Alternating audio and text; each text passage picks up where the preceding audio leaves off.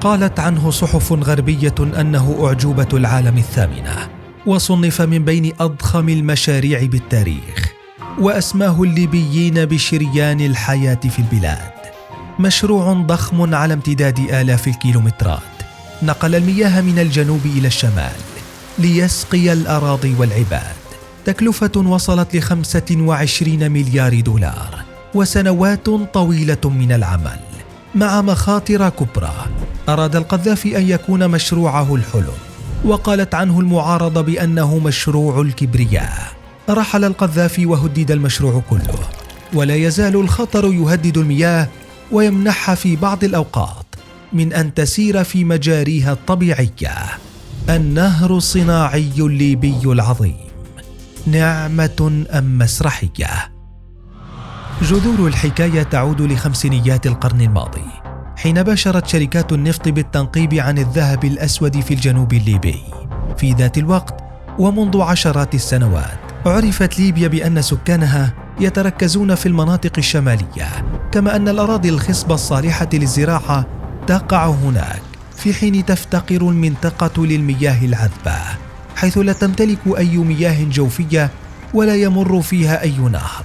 وخلال عملية التنقيب عن النفط وجد الكنز الحقيقي للليبيين حينها، حيث اكتشفت في منطقة الكفرة في الصحراء الجنوبية الشرقية للبلاد كميات هائلة من المياه الجوفية، إذ كانت عبارة عن خزان جوفي ضخم من المياه، ويتراوح عمرها من 10,000 إلى 1,000,000 عام.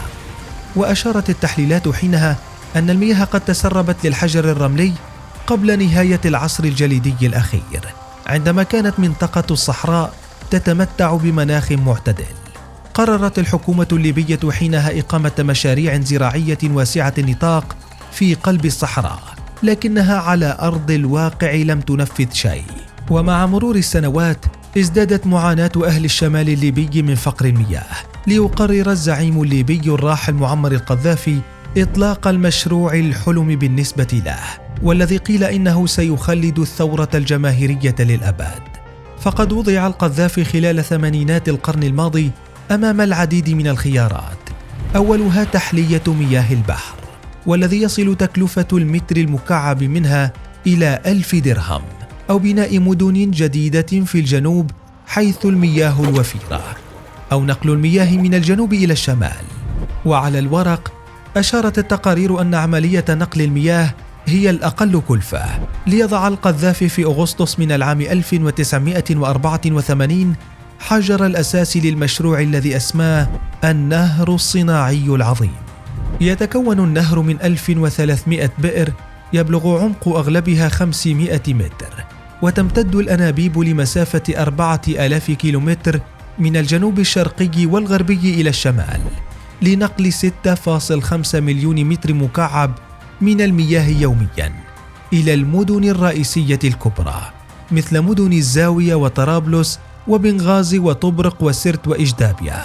بدأت هيئة النهر الصناعي العظيم التي أنشأتها الحكومة لإدارة المشروع المرحلة الأولى في ذات العام، إذ تم حفر المئات من أبار المياه في حقلي تزربي وصرير، ليتم ضخ المياه من عمق حوالي 500 متر تحت الأرض عبر خط أنابيب مزدوج إلى خزان في أجدابية، والذي تلقى أول مياهه في عام 1989.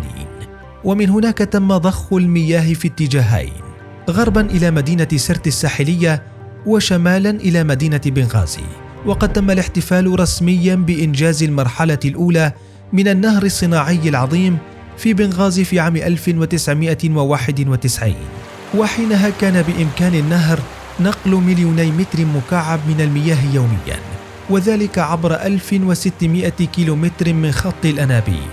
في العام 1996 اكتملت المرحلة الثانية من المشروع، والتي أوصلت المياه إلى العاصمة طرابلس. أما المرحلة الثالثة لم يتم الانتهاء منها حتى العام 2009، فيما لم تنفذ المرحلة الرابعة حتى اليوم. المشروع الضخم حطم أرقاما قياسية عدة، حيث صنف على أنه أضخم مشروع في العالم لنقل المياه، كما اعتبرت الأنابيب التي تنقل المياه الأضخم في العالم، إذ صممت في مصنعين خاصة تم تدشينها في ليبيا لهذا الغرض. وبلغ قطر كل واحد منها 4 أمتار وطولها 7 أمتار، ووضعت في خنادق بعمق 7 أمتار.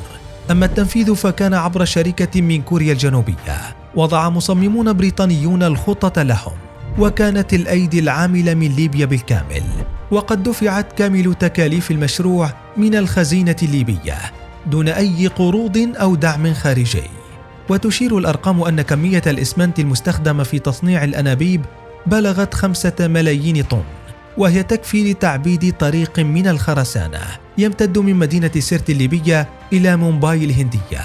ورغم الضجة التي نجح القذافي بخلقها حول المشروع، وفي ذات الوقت نجاحه بإيصال بعض من كميات المياه للمدن، لكن الواقع كان عكس ذلك تماما.